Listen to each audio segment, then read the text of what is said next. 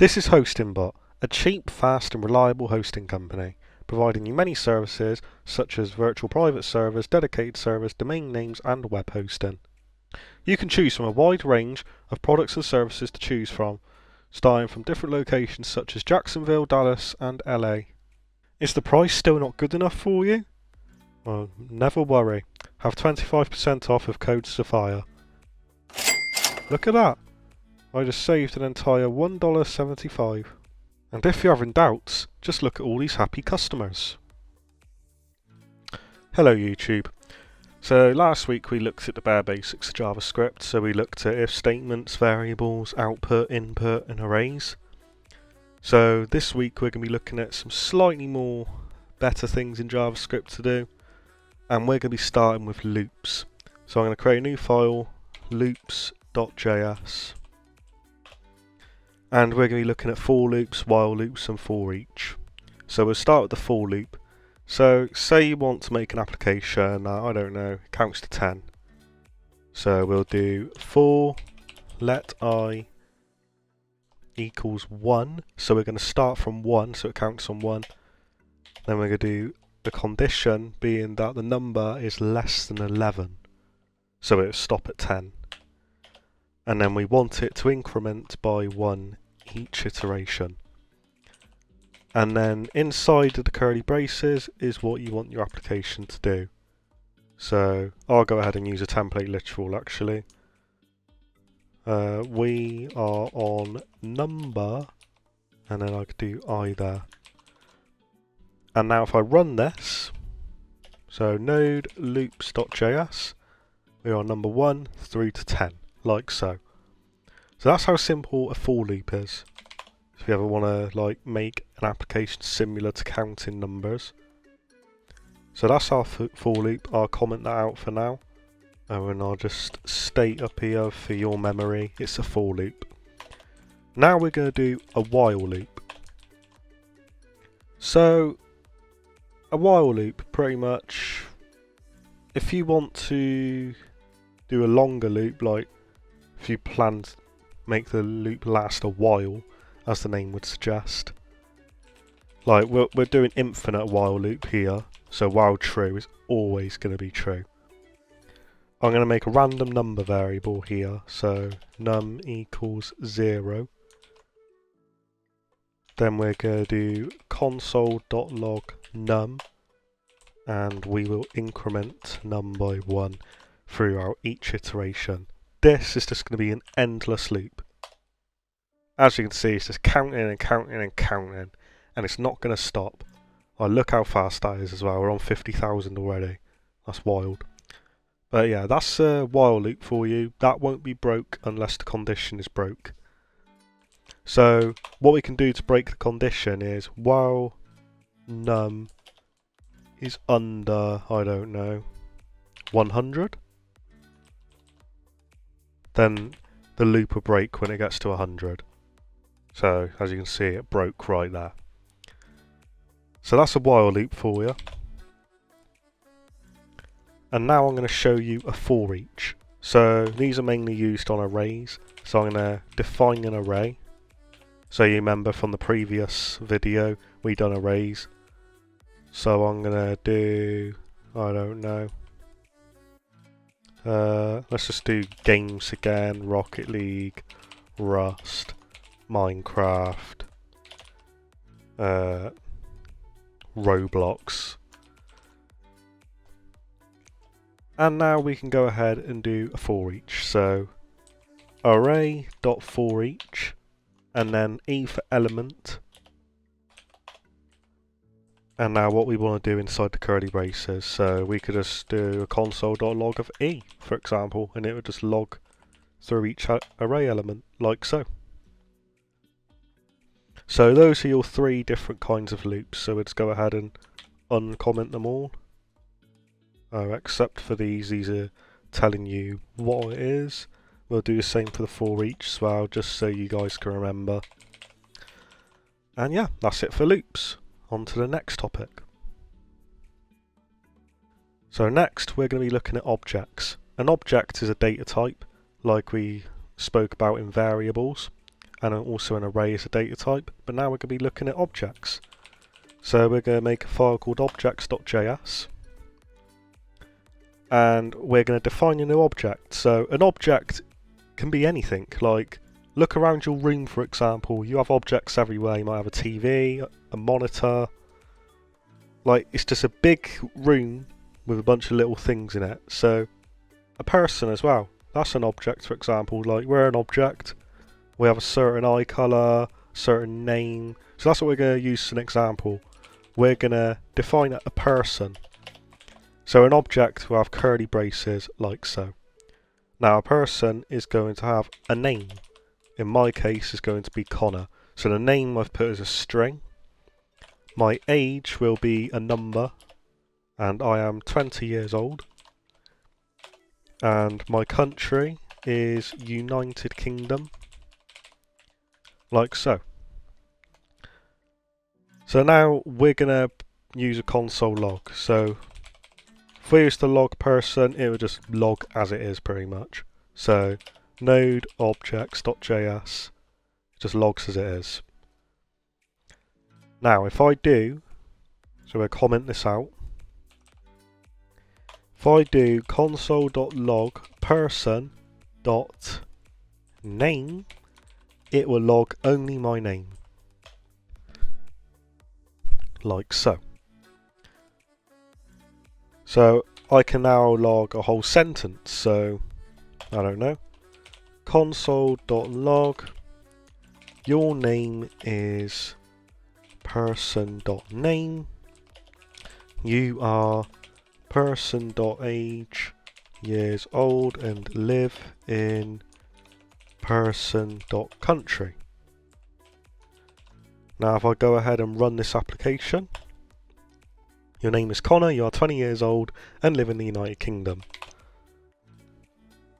So yeah, that's an object for you, that's the object data type. So you can be pretty creative with this. This you will see a lot in classes probably. And yeah, that's objects for you, moving on. So next we're going to look at functions. So I'll go ahead and create a new file for that, functions.js. So what a function is basically, rather than you typing the same code over and over, if you're going to repeatedly use a similar bit of code, why not make it into a function? Then you can just use that function instead of writing all that code all over again. So I'm going to go ahead and create a function for, I don't know, adding two numbers together. So we'll just do function add, and then you'll normally have parentheses like so, and then your function goes inside the curly braces. So in the parentheses, we're going to pass through what we call parameters, which is basically variables that you might pass into the function. So I'm going to go ahead and do num1, num2. So there's two variables which are going to be two numbers to add together. And then we're going to return num1 plus num2. As simple as that. And then I'll go ahead and do a console.log, and we'll use the function add. And then as you can see, it's asking me to add a number or two numbers. So I'm going to add together 10 and 12. Now if I run functions.js, it returns me a number, as you can see. So yeah, that just returned us a number, but there are different things you can do with functions. So I'm going to go ahead and show an example of a void function. So we'll do function, I don't know, just log name. There's really no point in this function, but it's just an example. And then we could do return console.log your name is name. So we'll do log name like so, and we'll pass through Connor like so. Your name is Connor. So now rather than me retyping this, if I want to log multiple names, I could then do log name Jaden example, log name Andy. As you can see, that is the use of a function. Look how much less code I had to type rather than typing this whole line again. So that's functions for you. Moving on. So now we're going to be looking at classes. So classes are used in object-oriented programming. Go ahead and create a file for classes.js. And basically, like a person could be a class. So we have properties such as name, age, all that, and we also have functions such as walking and jumping. So we'll go ahead and create a class of a person. So class person. As you can see, I used a capital P. That is good practice in JavaScript. With your class names, always use a capital. And if there's two words in the class name, like person hi, you'd use a capital on the second one. But person is all we're using. We're going to have a constructor which will take parameters. So we're going to have a name and age and country. So in our constructor we want to define the variables within our class. So we'll use this, which is the class, then name equals name, this.age equals age, oh whoops, this.country equals country. And that is your constructor right there. So I can go ahead and do const person1 equals new person, and we'll say Connor, 20 years old, lives in the United Kingdom, like so. Now we're going to create our functions. So let's say, I don't know, get name, return this.name, for example. Get age, we can return this.age. So these are just functions returning what variables we've got. Get country, return this.country.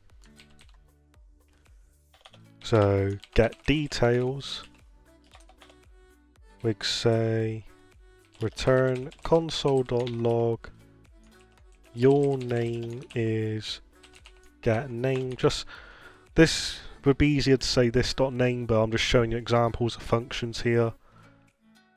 So this is how you'd call the function, this.getName. You are this.getAge, years old, and live in this.getCountry, like so. And then you could put like walk, return console.log, I have walked. Let's say jump, return console.log, I have jumped. Now instead of saying I, we don't know who's jumping. So let's do this. This.getName has walked. Then we can do this.getName has jumped. Now we're going to create a second person as well, just to show you an example of how classes work. So let's say Jaden is, I don't know, 45 years old, lives in Italy. Actually, no, I have something better. Satch, who is, I think 15 nowadays, lives in Italy, okay?